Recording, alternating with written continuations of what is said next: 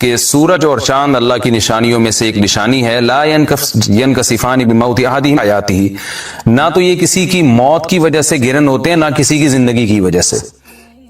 بل يخوف اللہ بہما عبادہ، اللہ ان کے ذریعے اپنے بندوں کو ڈراتے ہیں. یہ بخاری مسلم کی حدیث ہے، اپنے بندوں کو خوف زدہ کرتے ہیں. تو یہ اللہ کی نشانیاں ہیں، اور آپ صلی اللہ علیہ وسلم نے اس موقع پر نماز کا حکم دیا، اللہ کے سامنے عاجزی اور انکساری کا حکم دیا. دیکھیے یہاں ایک بہت اہم پوائنٹ کی بات ہے ان لوگوں کے لیے جو اسلام کے خلاف ہیں، جو محمد صلی اللہ علیہ وسلم سرور دو عالم سید الانبیاء صلی اللہ علیہ وسلم کو سچا نبی نہیں مانتے. ان کے لیے اس حدیث میں آپ صلی اللہ علیہ وسلم کی نبوت کی ایک بہت زبردست دلیل موجود ہے. ایک واقعہ ہوا ہے آپ صلی اللہ علیہ وسلم کے بیٹے کی موت کا، اور عرب یہ ویسے ہی کہا کرتے تھے کوئی بہت بڑا دن ہوگا تو سورج گرہن ہوگا. تو کوئی بھی شخص جو جھوٹا نبی ہو، آپ خود بتائیے کہ کیا وہ ایسے موقع پہ اس واقعے کو اپنے حق میں کیش نہیں کرائے گا، اور وہ یہ کہے گا نہیں کہ میں تو پہلے ہی کہتا تھا میں بہت بڑی شخصیت ہوں اور میرے بیٹے کی موت ہونا، ایک پیغمبر کے بیٹے کی موت ہونا ہے تو یقیناً یہ اس اللہ کی طرف سے ایک نشانیاں ہے، یہ نشانی ہے سورج کا گرہن ہونا، یہ بتانے کے لیے ہے کہ واقعی یہ بہت بڑا دن ہے، اور میں یعنی یہ بہت بڑا دن اس اعتبار سے کہ ایک نبی کے بیٹے کی موت واقع ہوئی ہے.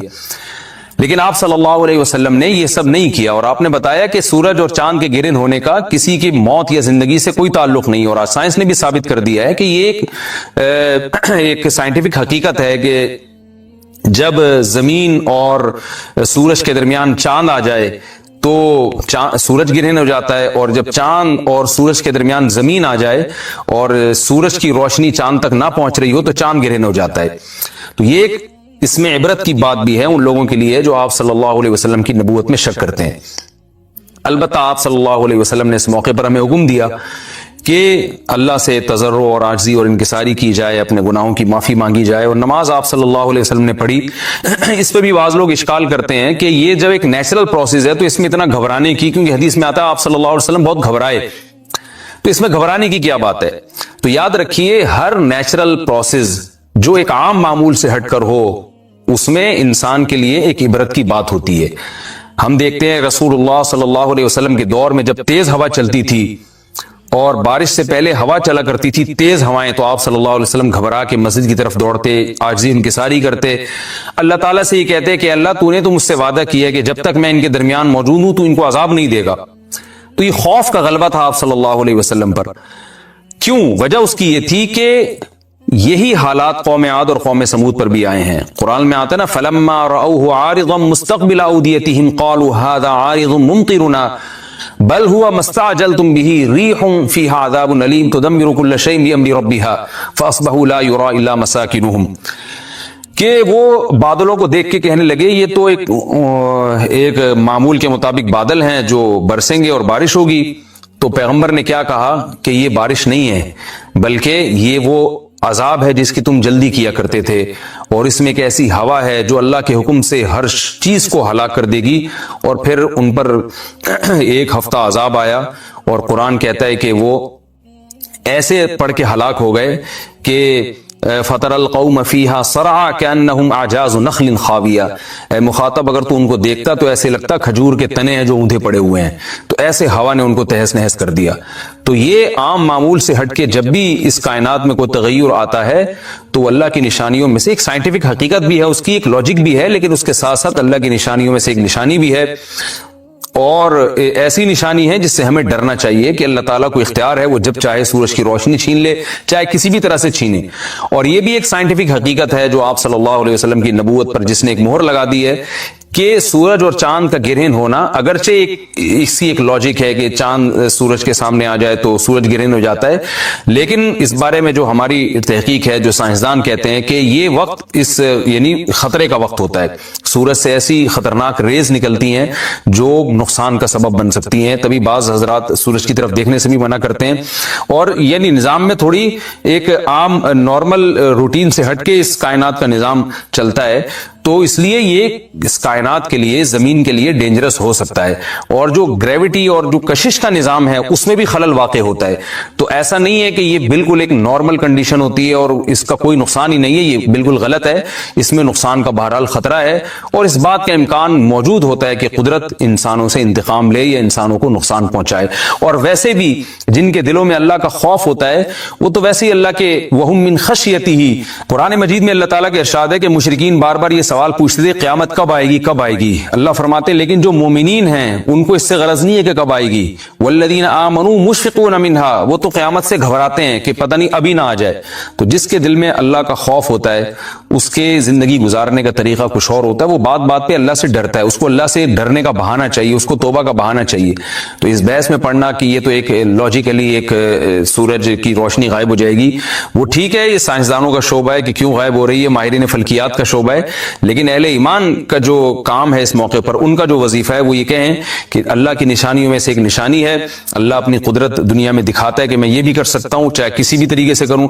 تو ہمیں اس موقع پر بہرحال اللہ کے سامنے جھکنا چاہیے, اپنے گناہوں سے معافی مانگنی چاہیے, اور وہی عمل کرنا چاہیے جو رسول اللہ صلی اللہ علیہ وسلم نے ہمیں بتایا ہے. اور اس بارے میں جو توہمات پھیلے ہوئے ہیں اس سے بھی ہمیں اجتناب کرنا چاہیے.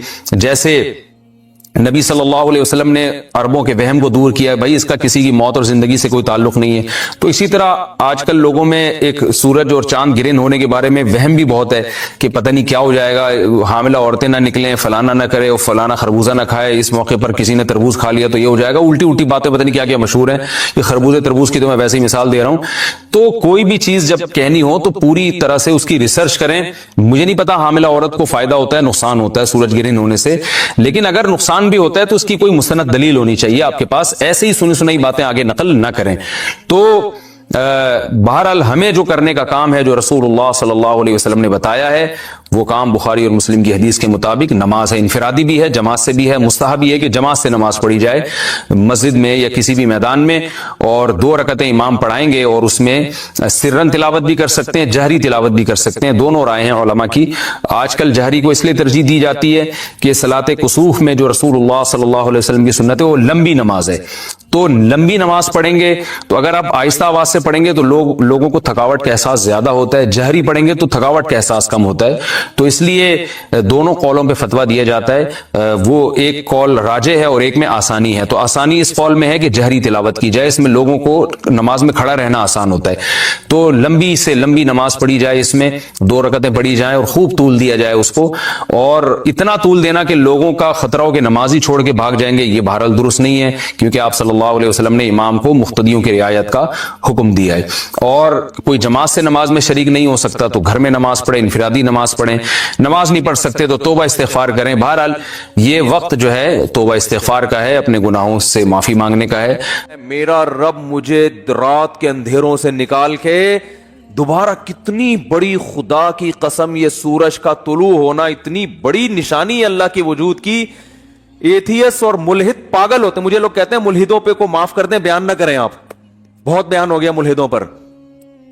لیکن بھائی کیسے یار چھوڑ دیں, اتنی بڑی خدا کی نشانیاں دیکھ کر جو بدبخت کہتے ہیں یہ آٹومیٹیکلی ہو رہا ہے.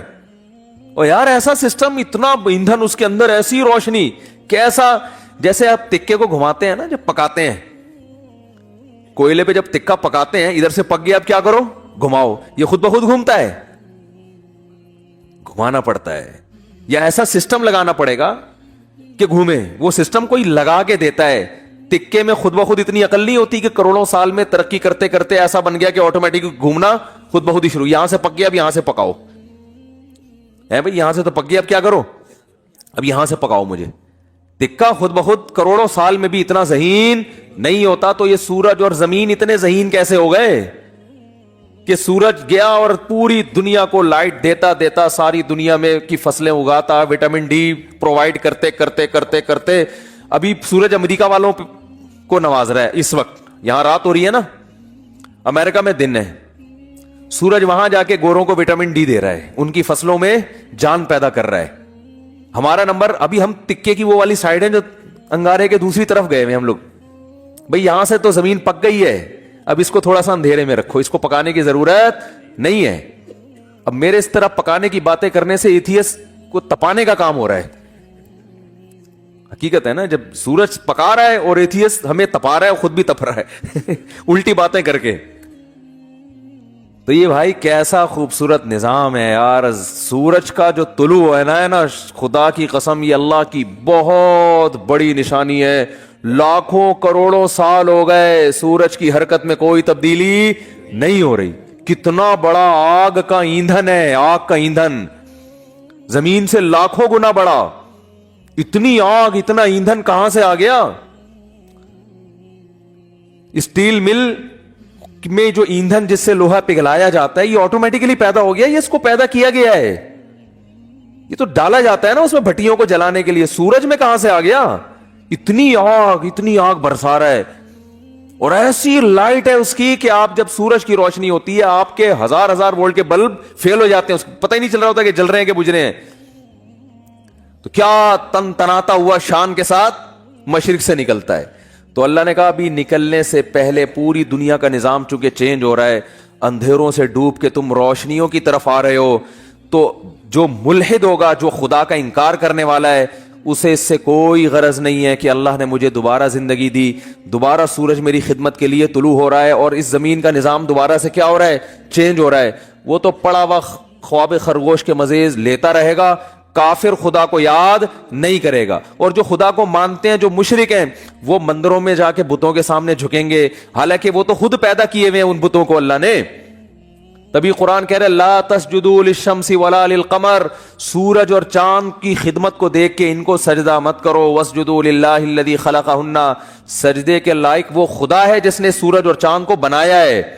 ہندو کہتا ہے گائے ہماری بڑی خدمت کرتی ہے, گائے ہماری ماں ہے, ہمارا بھگوان ہے. او بھائی جس خدا نے گائے کو تمہاری خدمت کے لیے بنایا ہے وہ ہے تمہارا اصل بھگوان, وہ ہے تمہارا اصل معبود. یہ گائے بنی نہیں ہے, بنائی گئی ہے. ایک میکینک نے گاڑی بنا کے آپ کو گفٹ دے دی, گاڑی کا شکریہ ادا کر رہے ہو آپ ہیں؟ بے وقوفی ہے یا نہیں ہے؟ ایک سائنٹسٹ نے گاڑی بنائی اور آپ کو دے دی, لو بھائی چلاؤ. ریوو بنائی, ریوو اس لیے کہہ رہا ہوں کہ مثال تو اچھی دینا آدمی. میں نے کہا ہے نا کہ دیکھو بعض لوگ, دیکھو غریب ہونا تو کوئی برائی ہے نہیں, ہمارے نبی صلی اللہ علیہ وسلم دنیا کے مسکین تھے. سوچ کا غریب ہونا کیا ہے؟ نقصان دہ. اس لیے میں انڈے والے برگر کی مثال نہیں دیتا, مثال ہمیشہ زنگر برگر کی ہوگی. کیا کھاؤ بے شک انڈے والا برگر, جیب میں دیکھو پیسے ہیں تو انڈے والا کھا لو, زنگر کے ہیں تو لیکن مثال ہمیشہ کس کی دو؟ زنگر کی. تو مثال اچھی گاڑی کی دینی چاہیے. اور اس میں ایک اور حکمت بھی ہے جو کبھی اور کسی اور وقت بتائیں گے انشاءاللہ.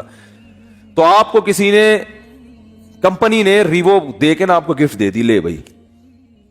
اب آپ کیا کر رہے ہو کہ ریوو کا شکریہ ادا کر رہے ہو, تمہارا بہت شکریہ, تم میری زندگی میں آئی, تم مجھے بٹھا کے گھماتی ہو, تمہاری وجہ سے میری عزت ہو رہی ہے. تو بات یہ چل رہی تھی کہ آپ کو کسی نے ریوو گفٹ دی, یا آپ کو کسی نے گاڑی گفٹ دی, آپ کو کسی نے کوئی بھی ہدیہ دیا, انڈے والا برگر کھلا دیا, آپ برگر کی تعریفیں کر رہے ہو, برگر کے شکریہ ادا کر رہے ہو. تو ہندو یہی کر رہے ہیں, بھائی گائے تم پر احسان نہیں کر رہی, احسان اس ذات نے کیا جس نے اس گائے کو بنایا. تو خدا کہہ رہا ہے کہ نہ ملحدوں کی طرح خدا کا انکار کرو کہ یہ خود بخود ہو رہا ہے, اور نہ مشرکین کی طرح اصل خدا کو چھوڑ کر بنی ہوئی چیزوں کو پوجنا شروع کر دو. اسلام کتنا بیلنس کرتا ہے, کیسی اعتدال والی بات کرتا ہے. لا تسجدوا للشمس ولا للقمر, سورج اور چاند کو سجدہ مت کرو ان کی خدمت کو دیکھ کے. واسجدوا للہ الذی خلقہن, اس ذات کو سجدہ کرو جس نے ان کو بنایا. یہاں بھی سجدے کا ذکر ہے, نماز میں ہوتا ہے سجدہ. تو اللہ نے کیا فرمایا, اقیم الصلاۃ لدلوک الشمس, سورج کے ڈھلکنے. یہ سورج سے نا زمین کا بڑا سسٹم ہے, سورج کو بڑا قرآن نے پروٹوکول دیا ہے. قرآن نے اپنی نشانیوں میں, اگر میں یہ کہوں کہ جتنا سورج کو پروٹوکول دیا ہے شاید کسی اور نعمت کو نہیں دیا, تو شاید میری یہ دعویٰ غلط نہیں ہوگا. تبھی تو سورج سے نمازوں کے اوقات رکھے گئے ہیں. روزہ بھی سورج دیکھ کے ہوتا ہے, سورج غروب ہوگا تو روزہ افطار ہوگا, سورج طلوع ہونے سے پہلے روزہ بند ہوگا, نمازیں سورج کے اوقات پر. تو یہ کیا ہے؟ اس لیے کہ دلوک کہتے ہیں ڈھلکنا. تو اللہ نے ڈھلکنے کے اوقات اس لیے رکھے کہ اس وقت دنیا میں بڑی بڑی تبدیلیاں آ رہی ہوتی ہیں, بڑی بڑی تبدیلیاں. رات کے اندھیرے دور ہونا شروع ہو جاتے ہیں. ایک بہت بڑی چینجنگ دنیا میں آتی ہے جس کا پوری دنیا پہ بھی اثر پڑتا ہے, آپ کی باڈی پہ بھی اثر پڑتا ہے, پوری دنیا کے نظام پہ اثر. وہ کیا ہے؟ سورج کی جو کرنیں ہیں, مشرق سے بھی سورج کے طلوع ہونے کا ٹائم ہوا ہے, آپ کو روشنی دیکھ کے اندازہ ہو جاتا ہے کہ اب صبح ہونے والی ہے اور اس زمین کے نظام میں تبدیلی آنے والی ہے. تو عقل مند لوگ کیا کرتے ہیں؟ اللہ نے فرمایا اس موقع پر تم نے کس کو یاد کرنا ہے؟ اللہ کو یاد کرنا ہے.